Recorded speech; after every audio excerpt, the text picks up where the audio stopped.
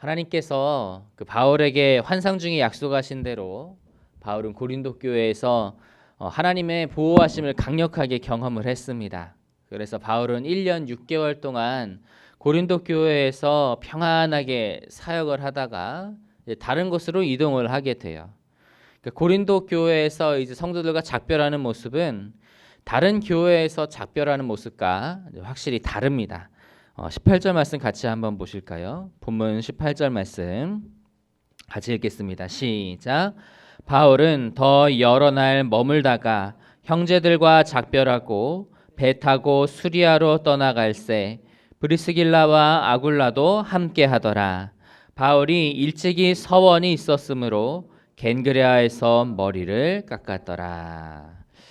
그 이전까지 그 바울이 늘 그 모습을 보면 늘 대적자들에게 뭐 극심한 박해를 받아서 뭐 쫓겨나든 또 그리고 실패로 인해 피난 가듯 다음 도시로 이동했던 것을 기억을 하실 겁니다. 그런데 고린도 교회에서는 어때요?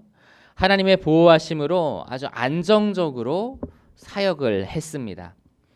바울이 모처럼 여유롭게 사역을 했어요. 그래서 고린도 교회에서 머물면서 그 데살로니가 교회를 향한 편지, 데살로니가 전후서를 모두 기록하였다고도 그렇게 전해집니다. 이렇게 좀 여유롭고 평안한 그러한 사역이었으면 그러면 좀 더 오랫동안 머물면서 그동안의 노고도 좀 풀고 건강도 회복도 하고 안정적으로 열매를 더 많이 맺어가는 것도 좋지 않았을까요? 그런데 바울은 고린도 교회의 형제들과 곧 작별을 하게 됩니다. 왜 그렇게 서둘러 작별을 하게 되었을까요? 그것은 바로 사명을 감당하기 위해서입니다. 주님께서 맡기신 일들을 하기 위해서 그런 거예요. 전도 여행도 계속해야 하고요. 그리고 또 예루살렘과 안디옥에 가서 그 2차 전도 여행의 성과도 보고를 해야 하고 또 그리고 새로운 전도 여행, 그러니까 3차 전도 여행도 새롭게 시작하기 위해서였던 거예요. 그럼 바울의 모습을 보면서 참으로 사명자 된 사람의 올바른 모습이라고 말할 수 있지 않을까라고 생각을 하게 됩니다.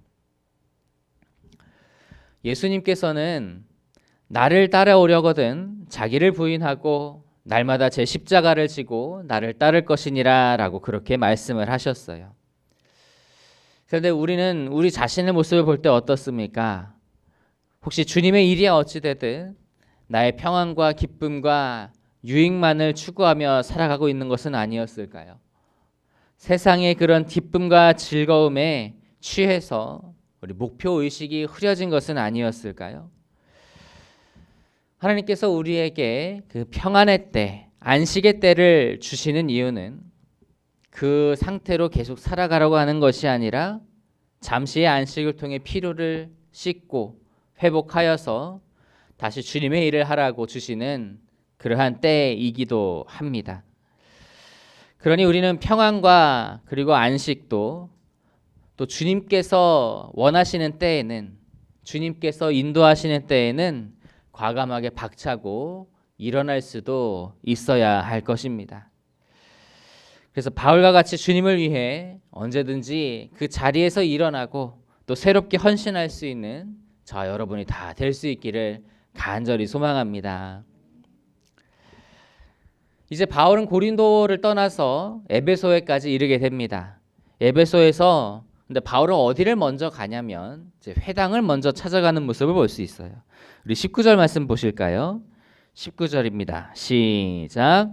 에베소에 와서 그들을 거기 머물게 하고 자기는 회당에 들어가서 유대인들과 변론하니. 바울은 고린도의 회당에 먼저 들어가서 유대인들과 변론을 합니다. 사실 이제 고린도에서 회당에서 바울이 어떤 일이 있었냐면 자기 옷을 털어버리는 일이 있었잖아요. 그러면서 이제 그 복음을 이방인들에게 먼저 가져가겠다라고 선언한 일이 있었는데, 그런데 또 에베소에 도착을 하니까 이제 회당을 먼저 찾아가네요. 그래서 유대인들과 변론을 합니다. 이런 모습은 바울이 한 입으로 이제 두 말을 하는 그런 사람이라기보다는 자기 종족을 향한 그런 애틋한 마음, 동족을 향한 그런 사랑의 마음이 너무나도 그들을 외면치 못하게 했던 그런 것이라고 우리가 볼 수 있을 것 같아요. 그런데 이제 그 에베소의 회당에서 전도를 할 때 다행스럽게도 반응이 참 좋은 편이었습니다. 본문 20절과 21절을 같이 보시겠습니다. 20절과 21절입니다. 시작.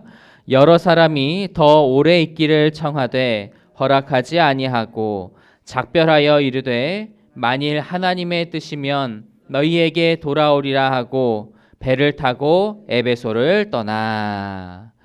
그 에베소의 사람들이 바울이 떠나려고 할 때 바울을 이제 좀 붙잡습니다. 더 오랫동안 있으면서 말씀을 전해달라고, 가르쳐달라고 그렇게 요청을 해요. 그런데 바울이 뭐라고 반응을 하죠? 허락하지 아니했다라고 그렇게 말하고 있어요. 아주 단호하게 확고하게 거절을 한 거예요. 그러면서 바울이 말합니다. 만일 하나님의 뜻이면 너희에게 돌아오리라. 그러면서 길을 재촉해서 가요. 당시 근데 그 에베소는요, 그 로마 제국 안에서 그 아시아 지역의 수도의 지역입니다. 그러니까 대도시였어요. 항구도 있었고요. 큰 도로가 있어서 그 상인들이 왕래를 많이 하는 그 교역의 중심지였습니다. 이 바울의 선교 전략이 모든 도시를 다 들르는 게 아니라 각 지역에서 그 중심지들, 그냥 로컬 지역에서 선교하는 게 바울의 전략이었어요. 그래서 이 에베소는 바울이 사역하고 싶은 지역이었어요. 바울도 그 에베소에서 사역하기를 간절히 바랐습니다. 그런데 그 당시 바울은 브리스길라와 아굴라 부부를 남겨놓고 자신은 떠나요. 그 이유는 그가 할 일이 남아 있었기 때문에 그래요. 그가 예루살렘 교회와 안디옥 교회에 들러서 선교 보고를 해야 했기 때문에 그렇고요. 그리고 또 잠시 동안이라도 그동안에 개척했던 교회들을 잠깐 들르면서 그 형제들을 굳세게 하는 일을 해야 했기 때문에 그렇습니다. 우리 22절과 23절을 같이 한번 보실까요? 22절과 23절입니다. 시작. 가이사랴에 상륙하여 올라가 교회의 안부를 물은 후에 안디옥으로 내려가서 얼마 있다가 떠나 갈라디아와 부르기아 땅을 차례로 다니며 모든 제자들을 굳건하게 하니라. 그래서 바울은 에베소를 떠나서 배를 타고 가이사랴에 상륙해서 예루살렘 교회를 방문해서 보고를 하고, 그 다음에는 안디옥 교회를 가서 선교 보고를 하고, 또 주변 지역의 교회들을 둘러보면서 또 그들을 견고하게 합니다. 그런데 이제 에베소에 너무 가고 싶었는데 그래도 결국에는 이제 에베소도 하나님의 인도하심을 받아서 다시 가게 돼요. 그래서 3차 전도 여행 때 에베소에 방문해서 사역을 하는 것을 보게 됩니다. 이런 모습들을 보면서 바울은 참으로 하나님의 그 뜻을 구하는 그러한 삶을 살았음을 봅니다. 그 바울이 2차 전도 여행을 시작할 당시에 그 아시아로 가려고 막 노력을 했다가 하나님께서 환상을 보여주셔서, 어떤 환상이죠? 마게도냐로 와서 우리를 도우라라고 하는 환상을 보여주셔서 그 유럽 쪽으로 방향을 틀어서 인도하신 그러한 사건을 바울은 잘 기억하고 있어요.